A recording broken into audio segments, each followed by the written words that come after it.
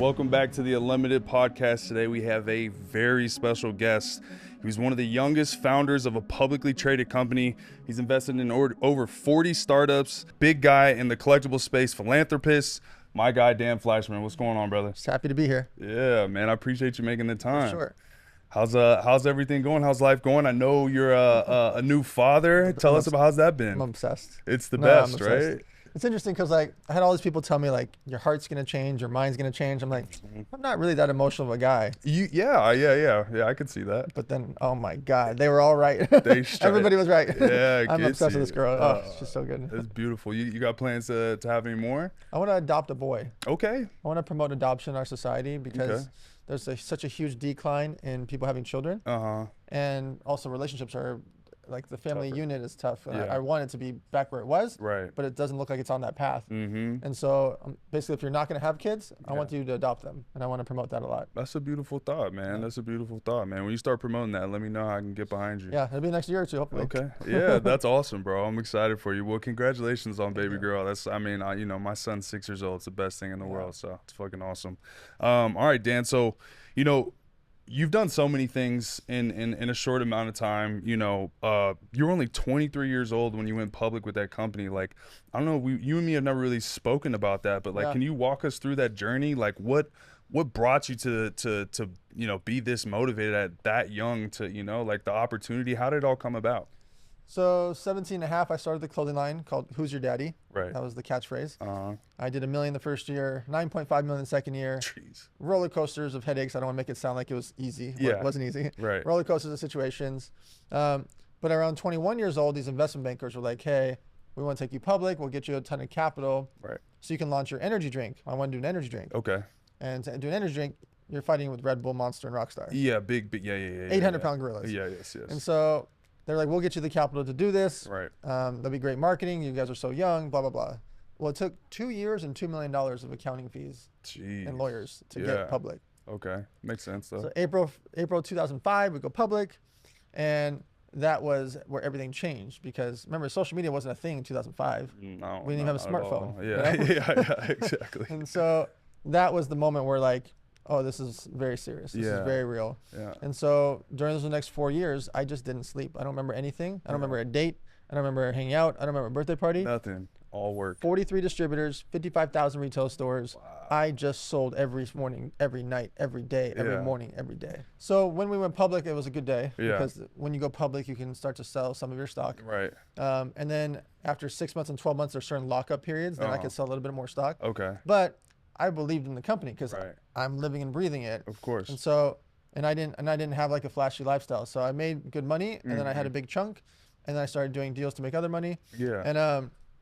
And then as the sales kept growing, that we started making real money because we're in 55,000 stores. Yeah.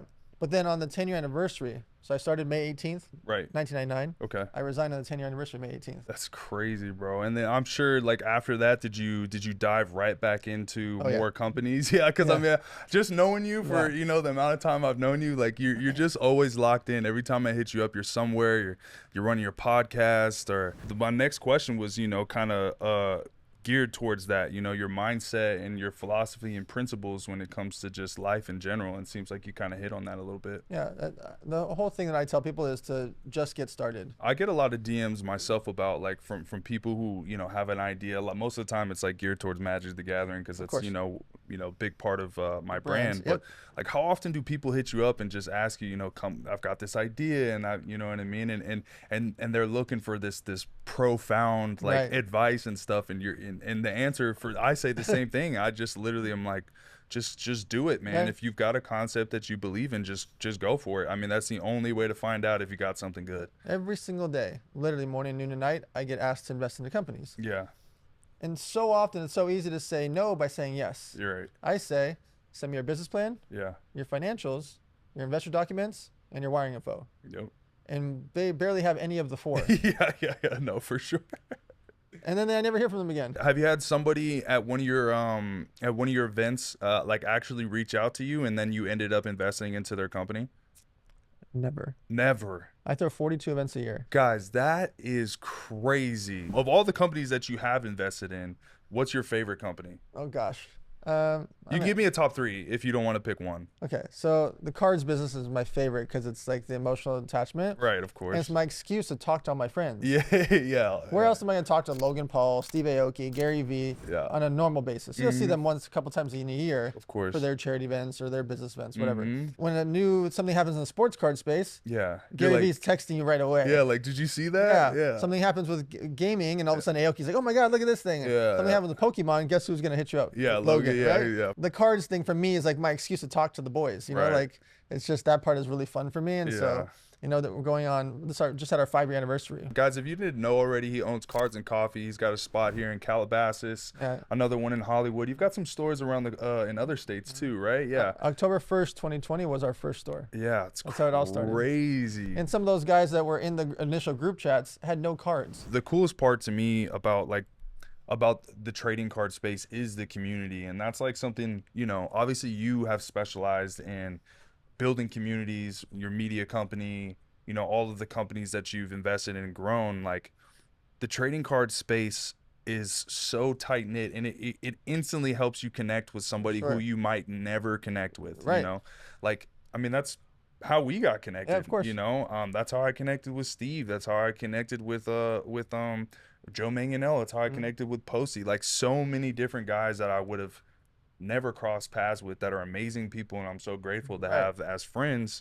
You know, I owe to trading cards. You know, so it's dope. So the other one is Everbowl. I invested when there was 13 locations. Now there's 103 locations. That's times 10 13 to 103. Yeah. We open one new location every 6 days. Crushing it. He's dialed. And now we're doing construction for other people's restaurants. Oh, so okay. We build all of Shaquille O'Neal's Big Chickens. Okay. We're building. And he's pushing those heavy. He's opened a lot of those in recent years. So unlimited money, unlimited resources, unlimited marketing. Like, he's the perfect character. And it's a great name. Big Chicken is fun. Amazing. Yeah. We do Mark Wahlberg's gym.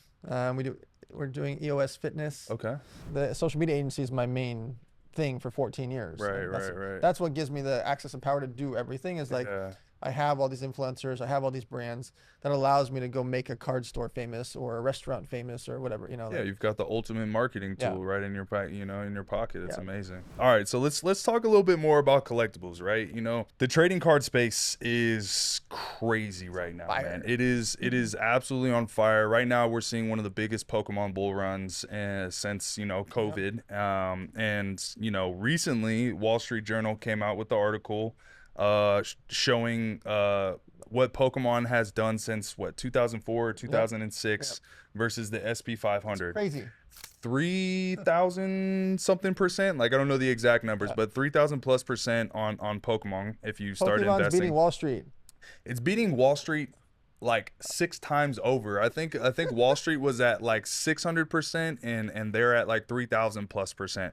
They're outperforming Meta's stock, Tesla stock, real estate, gold, crushing gold, crushing gold. Which is crazy because gold does so well. Yeah, of course. I mean, that's one of the safest investments like in human history. And you've got, you know, Pokemon cards and it's just blowing them out of the water, which is just absolutely insane. And you know, this is a recent article.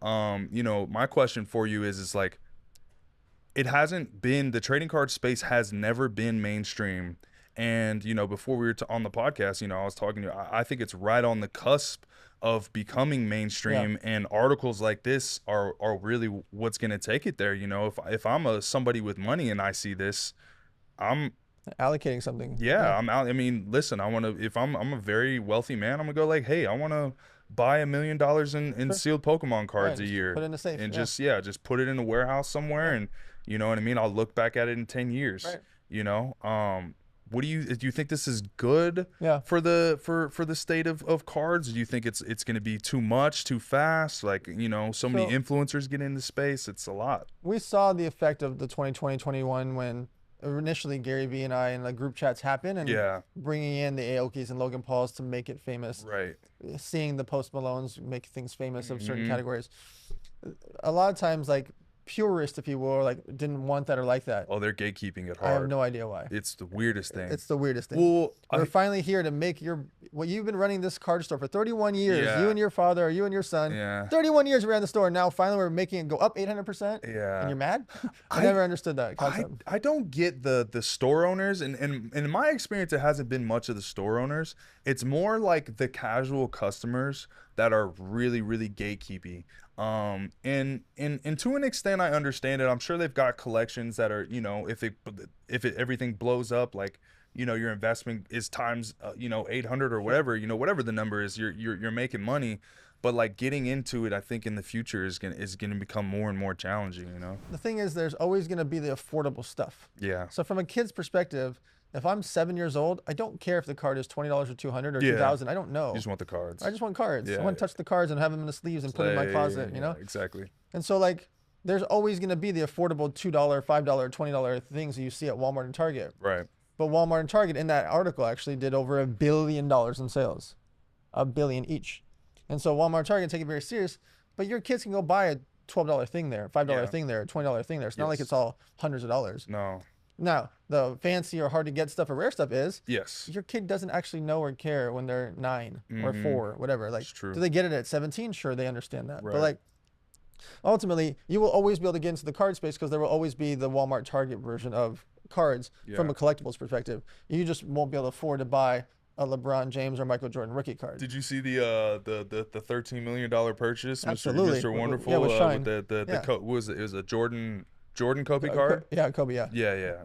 Insane. Yeah, man. Shine is one of the few characters in this whole entire industry that's bringing in real money. Yeah, I mean, he's international billionaire. money. Yeah, exactly. Yeah. And he's the one that brought in Kevin. He's the one that brought Mr. Wonderful to do the card. That's amazing. Shine is literally the centerpiece of these multi-zillion-dollar transactions because he's got the biggest collection that exists. Yeah. And people, maybe not everyone realize that, but he's the one. He's so passionate about the industry and the high-end side of things because if you can get Wall Street in, you can get Mr. Wonderful in, you can get the Asian zillionaire, the Dubai and Moscow guy like in. It's happening though. He's doing it. It's for sure the happening. The butterfly effect happens. It's for sure happening, and I can tell you some evidence of it recently. So there's I'm a advisor and owner in this company called Collectibles. It's basically you know, the online like repacks but they've attached crypto to it. So you can purchase through crypto on the blockchain, or you can purchase like credit card processing. Cool. Most of their customers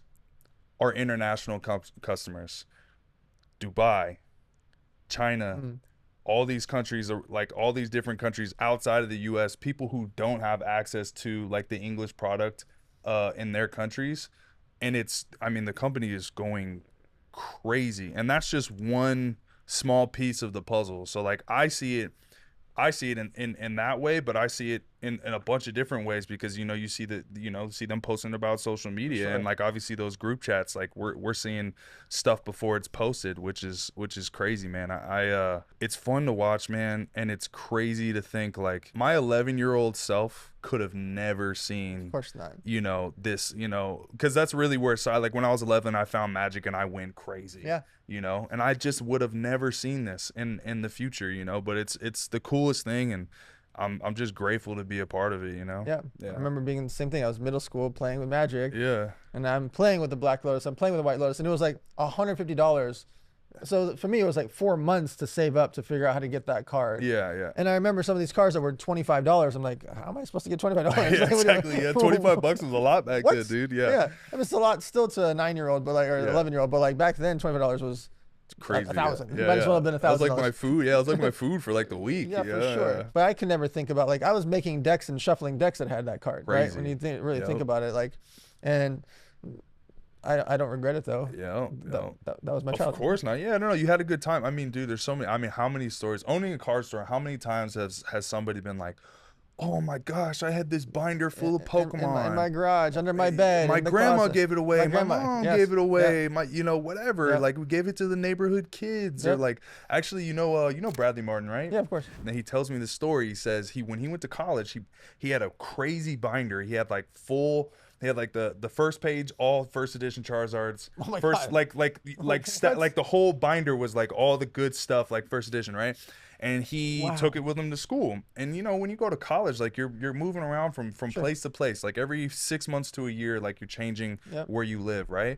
And so he's walking through campus and he's like, dude, what am I gonna do with this? And tosses the binder in the trash can in the middle of campus.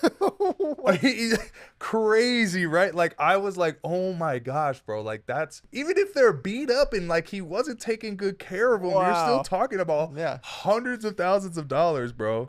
Easily millions, you know? Like, so it's just like those stories, man, it's just crazy. They hurt my soul. Yeah, for sure. And you know what the other thing is too, is a lot of people see these investments like they're not ever gonna sell. Go offer Shine $4 million for a card right now. He's like, no, he doesn't want to say. He'll probably keep it forever, just because, like, why? Like, especially those guys who have found success, like, they're like a little piece of your soul, you know, like for a collector. And like, you know, I know this about every collector. And Steve just had that amazing, they just did the walkthrough of his like collection at his house and everything like that. Like, that is just the perfect representation to me of what a collector is. My house, or when you walk into my office specifically, right, you're like, oh, this guy is a collector. It's a part of my, like, when I walk into my house, like, I love that, you know what I'm saying? You're gonna hold on to that stuff forever, and you know, as long as, you know, we continue to be successful, there's no reason to ever sell it. And there's a ton of guys out there with those PSA 10s that are just like that. There's a certain card that I'll never ever sell. It's the Michael Jordan Interlake card. It's the year before. Sick. That's sick. It's just oversized. It's so cool. The story's so cool. I bought multiple of them, but there's one main one. Were you able to get PSA to grade it? You got a 9? Yeah, I want a 10 so bad. Yeah. Do 10s exist of it?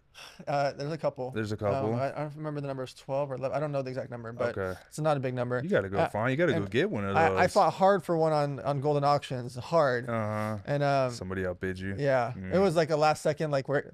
Dude, oh my God, I gotta tell you this story.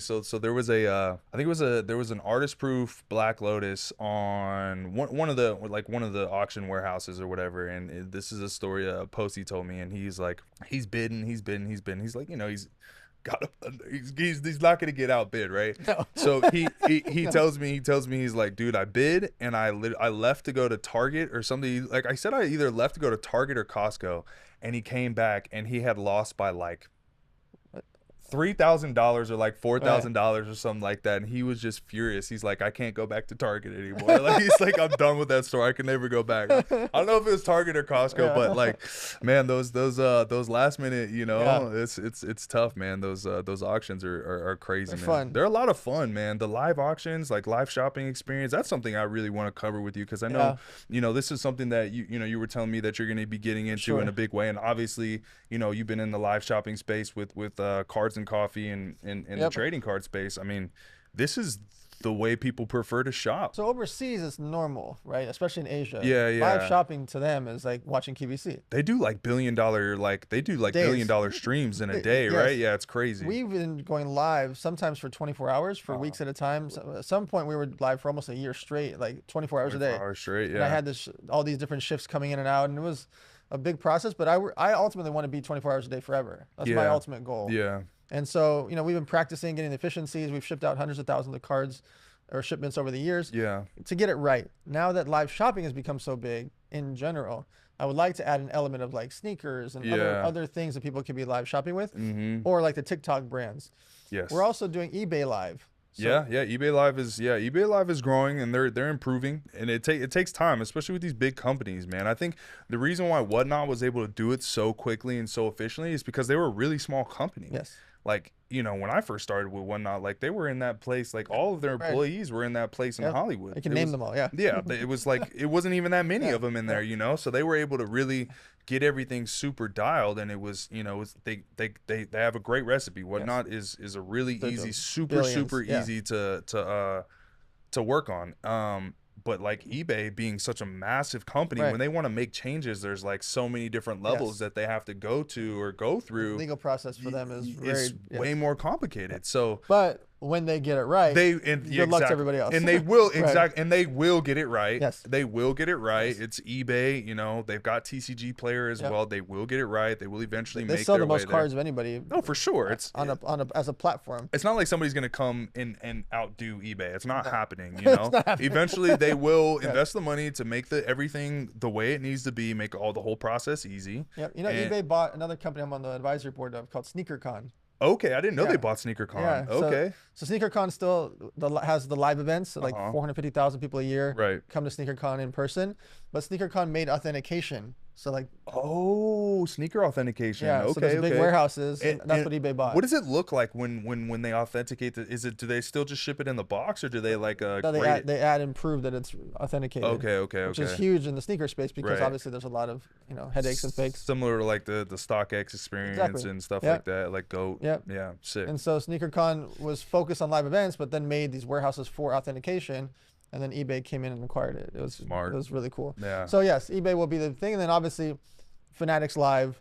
You're talking about a multi-billion-dollar company with a CEO like Michael Rubin that truly cares about the and he's the bringing game. the people. He's bringing people. He's bringing the athletes in, which is so It's so cool for me to see, bro. Because Travis Scott's performing and Tom Brady's walking in the door. It's crazy. And now Tom Brady's opening stores all over. And they're buying cards. Tom Brady opening the stores is crazy, but they're buying half a dozen stores already. They're involved. Like they're involved, and they get it, and they're like, oh, like you got owners. The owner of the Redskins bought that $500K card off of that kid for the Jaden Daniels cards. I mean, Fanatics is also going to be a massive thing, and obviously they've got the rights to the big three starting 2027 is it 2027? So they've got there's like a year left until they've got all the big three. So Fanatics is going to be a thing. The live shopping, man. It's and I feel like trading cards has been at the center of it, man, which is just so cool, that we're at the center of influencing like the way people shop. Yeah, this is one of the few things that like people are worried about AI. It doesn't apply here when there's physical cards. For people who don't understand it, like the older generation that doesn't understand it, I compare it to art. The way people used to still invest into art, but like more, in the past really invest into art. These are pieces of art. This feels like art. Yeah. It does. Even the way these boxes are, like the seal product, you know what I'm saying? Look at the packaging. Like this feels like art. It's sick, bro. It's like a display piece, So it's crazy. But before we get into, I want to ask you some questions kind of about the future of collectibles. And now that we're kind of on that space, but I just want to talk about our TikTok streams, guys. Listen, if you all have not started watching our streams, we're doing the live shopping. Speaking of live shopping, we've got Cash Cards Unlimited, we've got Cash Cards TCG, we've got Cash Cards Breaks. I stream every once in a while. I'm doing $100,000 break at the end of the month. That'll be a lot of fun. Go check us out. Our streamers are awesome. We appreciate you. Now back to this to the future of trading cards, man. I really want to pick your brain here, right? We just talked about kind of Web3 and NFT, like, how that's really not done well. There's actually a lot of negativity around it when it comes like to true collectors, like, they don't want to see it. And I think that's very clear. Do you see the marginal ownership of some of these bigger cards? Do you see that kind of being the future? Because I was thinking about that earlier, and similar to like the houses and like the raffle thing that you just did with your ranch. I think there's a place for that, with these bigger cards. You see the guy that sold that $13 million to Mr. Wonderful. He bought that card for $50,000. Oh, really? He bought that card for $50,000, man. And to me, like if I'm looking at it now, if I got like $5,000 and I can put $5,000 towards a $50,000 card, you know what I mean? That has that kind of upside. Like, I'd be pretty happy to spend that $5,000. So Rally Road is the one that made it famous, right? They made the concept of buying pieces of cars, artwork, wine bottles, shoes, and especially sports cards, and Magic the Gathering and Pokemon available, where you could buy like $20 increments, $100 increments. Right. I think the concept's fantastic because a lot of cards are unattainable, Yes. $130,000 card, very few humans can buy that. Yeah. Let alone $1 million card or $2 million card or $10 million card, whatever. Right. And so the fractional ownership is interesting. There's a lot of legalities behind it. That's why you don't see a bunch of companies popping up. Rally Road is one of the few that have done it, and they really know the space, right? You see Rob and you see the guys at all the events because they actually get the industry. Yeah. But I believe that it's going to have to be that way if you want to buy first edition Charizard, right? You want to buy a Black Lotus, like. Yeah, it's beginning to get to that point where it is just like gonna be way too it's gonna be way too expensive to get a piece of. But if you can get a small piece of that, and I would do it in a heartbeat. I've done it. I've done it on rally. Yeah, no, I'm sure. No, I'm sure you've done it. I'm sure you've done it. And I just I like it. Yeah, I do too, man. And I kind of want to start. I haven't had the chance to participate in any of that type of stuff, but I definitely want to. You know, I think in the Magic the Gathering space, you know, we bought a artist proof Black Lotus for like $150K, which was a steal to me. Yeah. You know, Posey bought one for $800K, one went for auction for like $600K. You know what I mean? But that market, you know, I think a lot of them dropped all at the same time. But like, being able to drop 150K on one card, it's you know what I mean? Yeah. It's a big decision. It's crazy, and you got to know that capital is is locked gone. Up. It's locked up, not gone, but locked up for a while. Well, it's not that liquid unless you know other buyers of that caliber. Right. Which obviously there's a market for it, but it's not like you can go tonight unless Posty's like, oh yeah, I'll take it. Yeah, right? A lot of times it's like that. Yeah. It's like you find somebody that's like, oh yeah, I want that. For like sure. what's the price? You know, you set it up and it's quick. But that's because you have connections. What if I live in Alabama and I'm just a rich contractor that bought a 150K card? Yeah. I'm not calling Posty. No, you got to call you. Right. You got to call me. Hey, I've got this auction house. Yeah. Hey, I've got this card. I need help selling it. And it's a whole, you know, you've got to get them the consignment fees, and you got all this other stuff. I would love to own $4,000 of that same card, or 2K or 1K of that same card. I think that's so compelling. It's so interesting. Yeah. I might have to look into that, man. It's definitely something that I actually just thought about. Like last night, I was just, you know, you're just up with late night brainstorming, and I had thought about it. I'm like, I want to experiment with that a little bit, man. But every interview, we like to do like a rapid fire section. All right, so I'm gonna ask you 5 questions. No, you know, first thing that comes to mind, just answer just straight off the bat. All right.